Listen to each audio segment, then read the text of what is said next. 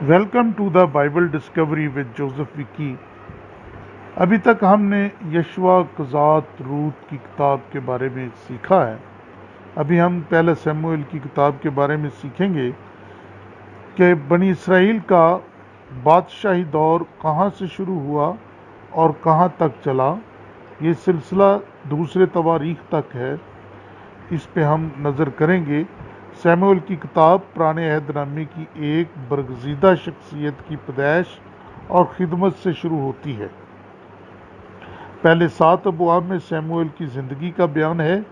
اس کی خدمت کا ایک حصہ ساؤل بادشاہ میں بھی جاری رہتا ہے۔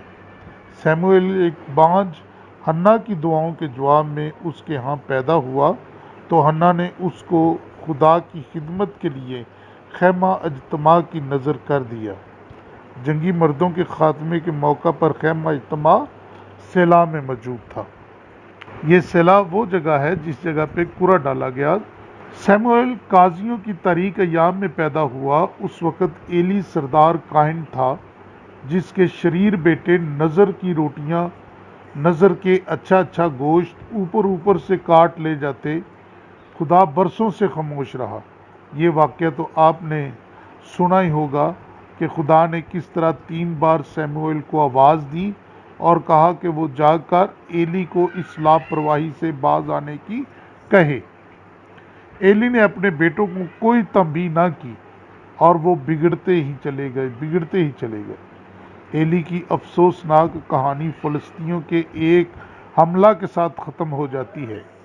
بنی اسرائیل نے عہد کے صندوق کو خیمہ اجتماع سے میدان جنگ میں منگوا لیا تاکہ وہ ان کے آگے ان کو فتح دلوائے۔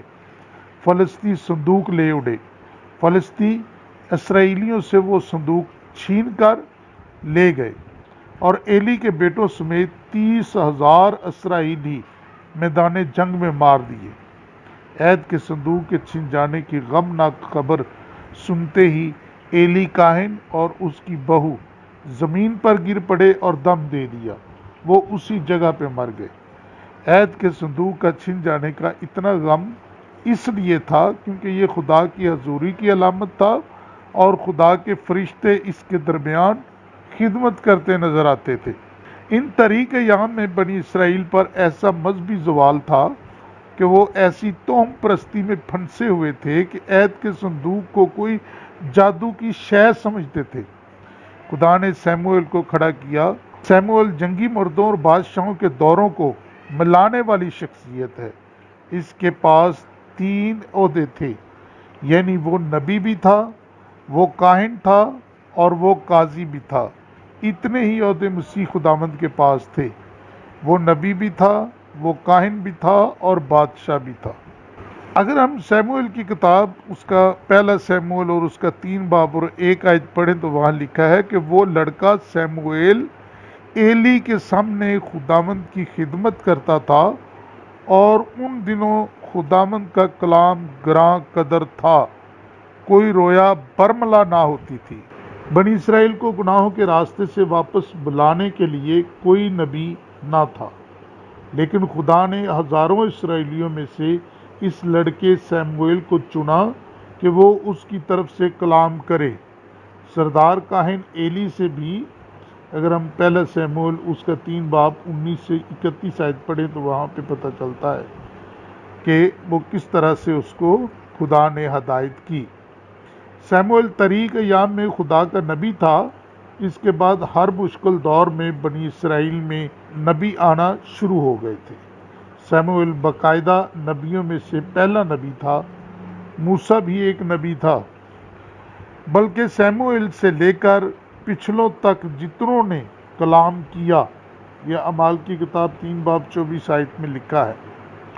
جب سلطنت قائم ہو گئی اور بادشاہ تخت پر بیٹھنے لگے، خدا نے بھی عوام، کاہنوں اور بادشاہ کی تنبیہ کے لیے نبیوں کو اٹھایا، جنہوں نے بے لاگ آواز اٹھائی اور نبیوں نے لوگوں کو راست بازی اور توبہ کی دعوت دی۔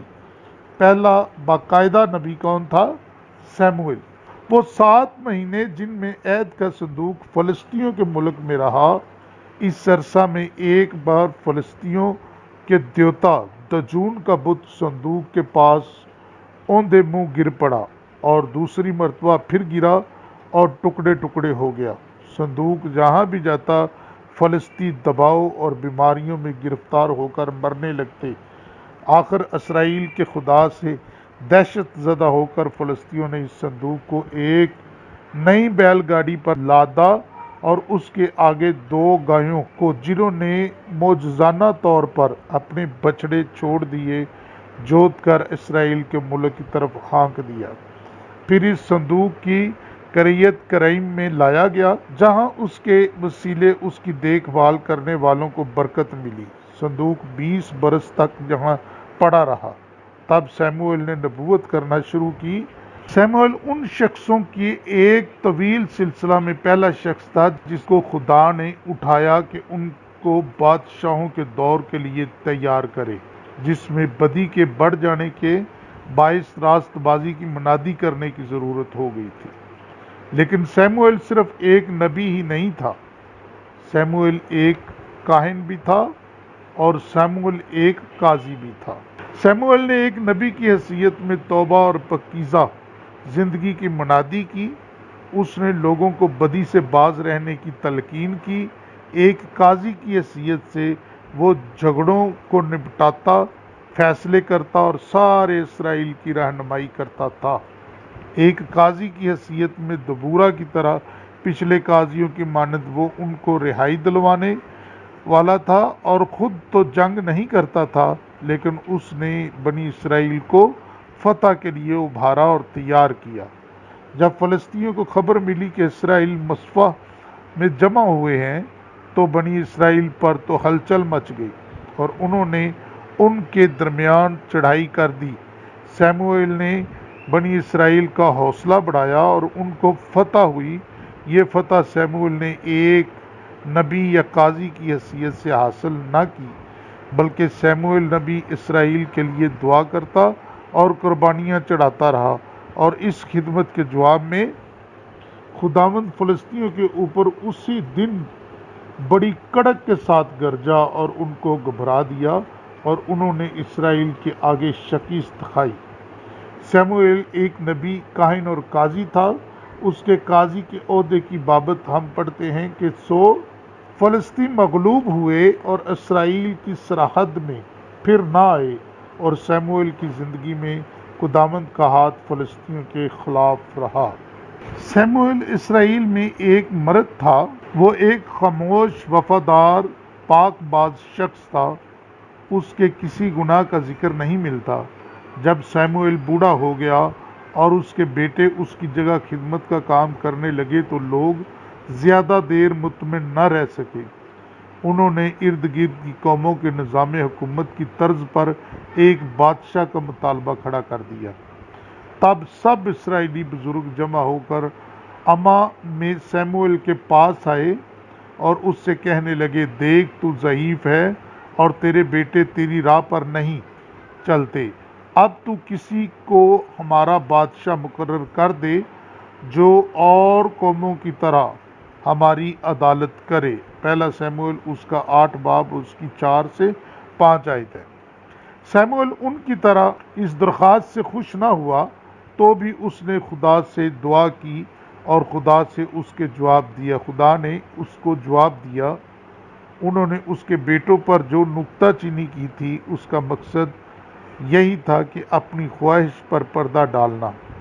शमूएल ने लोगों को बादशाह के तौर तरीकों की खराबियों से आगाह किया। उसने बताया कि बादशाह किस तरह रिया के बेटों को फौज में ज़बरदस्ती भर्ती कर लेते हैं, बेटियों को मोहल्लों में हुर्मतें और लौंडियाँ बना लेते हैं और अच्छे अच्छे खेतों और फसलों पर कब्ज़ा कर लेते हैं। उसने खबरदार किया कि बादशाह मिल जाने के बाद वो पछताएंगे कि उन्होंने ऐसा तर्ज हुकूमत क्यों चुना जो ऐसा जुल्माना है। लेकिन लोगों ने कहा कि नहीं, हम तो बादशाह चाहते हैं जो हमारे ऊपर हो, ताकि हम भी और सब कौमों की मानंद हों और हमारा बादशाह हमारी अदालत करे और हमारे आगे आगे चले और हमारी तरफ से लड़ाई करे। خدا نے ان کی خواہش پوری کر دی اور سیموئیل کو ساؤل نامی ایک دراز خوبصورت اور طاقتور مرد کو ان کے بادشاہ مسا کرنے کو کہا۔ چند لوگوں کے علاوہ سب لوگوں نے ساؤل کو پسند کیا اور دراز نعرہ لگائے، بادشاہ جیتا رہے۔ سیموئیل نے ساؤل کا دور حکومت بھی دیکھا۔ غالباً اب وہ قاضی نہ رہا تھا، ممکن یہ ہے کہ یہ کام نئے بادشاہ نے سنبھال لیا ہو۔ اب سیموئیل کے پاس کون کون سے عہدے باقی رہ گئے تھے؟ وہ نبی تھا اور وہ ایک کاہن تھا۔ بادشاہت کے اس نئے طرز کو قائم ہوتے ہوتے چند سال لگ گئے۔ امونیوں اور بعد ازاں فلسطینیوں کے حملہ نے ساؤل کو اپنے اس نئے عہدے کے اختیارات استعمال کرنے کا موقع فراہم کر دیا۔ جب ججال میں بادشاہ کی بنیاد رکھی گئی، سیموئیل نے لوگوں کو ایک زبردست نبوتی خطبہ دیا۔ اس نے جتایا، تم نے مجھ سے کہا ہم پر کوئی بادشاہ سلطنت کرے، حالانکہ خداوند تمہارا خدا بادشاہ تھا۔ دیکھو، خداوند نے تم پر بادشاہ مقرر کر دیا ہے۔ اگر تم خداوند سے ڈرتے اور اس کی پرستش کرتے اور اس کی بات مانتے رہو اور خداوند کی حکم سے سرکشی نہ کرو، اور تم اور وہ بادشاہ بھی جو تم پر سلطنت کرتا ہے خداوند اپنے خدا کی پیرو بنے رہو تو خیر ہے۔ سیموئیل کے پیغام کی تصدیق کے لیے خدا نے بے موسمی بارش بھیجی اور بجلی چمکی۔ لوگوں کو اپنے گناہ کا احساس ہوا اور انہوں نے سیموئیل کی منت کی کہ وہ بادشاہ کا مطالبہ کرنے کے گناہ کے لیے خداوند سے ان کی معافی کے لیے درخواست کرے۔ لیکن اب اس طرز حکومت کو بدلنا ممکن نہ تھا۔ خدا اس طرز حکومت کو اپنے جلال کے لیے استعمال کرنے کا فیصلہ کر چکا تھا۔ سیموئیل نے ان کی تسلی دی اور کہا کہ نہ ڈریں، اور خبردار کیا کہ اب سے پورے دل کے ساتھ خداوند کی خدمت کریں۔ وہ کہتا ہے، کیونکہ خداوند اپنے بڑے نام کے باعث اپنے لوگوں کو ترک نہیں کرے گا۔ لیکن یہاں یہ بھی واضح ہے کہ باوجود اس کے کہ لوگوں نے خدا کو اپنا بادشاہ نہ مانا، خدا اس نئے طرز حکومت کو بھی اپنے جلال کے لیے استعمال کرنے والا تھا۔ اب بنی اسرائیل پر ساؤل پوری طرح مسلط ہو چکا تھا اور وہ بادشاہی کر رہا تھا۔ ابھی ہم اگلے سبق میں دیکھیں گے کہ اس نے ابتدائی بہت ساری کامیابیاں شروع میں بہت ساری یہ ساؤل نے کامیابیاں حاصل کی، جن کا ذکر بہت اچھا لگتا ہے بائبل میں، اور دوسرے ہی یعنی پھر حالات چینج ہوتے ہیں تو یہ افسوسناک گناہوں میں گر گیا۔ جب افسوسناک گناہوں میں گرا تو پھر اس کے بعد حقیقی پچھتاوا یا ڈٹائی اس میں نظر آتی ہے یا نہیں، یہ ہم دیکھیں گے اگلے ویڈیو میں۔ تو آج کے لیے اتنا ہی۔ دیکھتے رہیں بائبل ڈسکوری ود جوزف وکی۔ سو اس کو بہت زیادہ لائک کریں، شیئر کریں، سبسکرائب کریں اور بیل کے آئیکن کو ضرور پریس کریں۔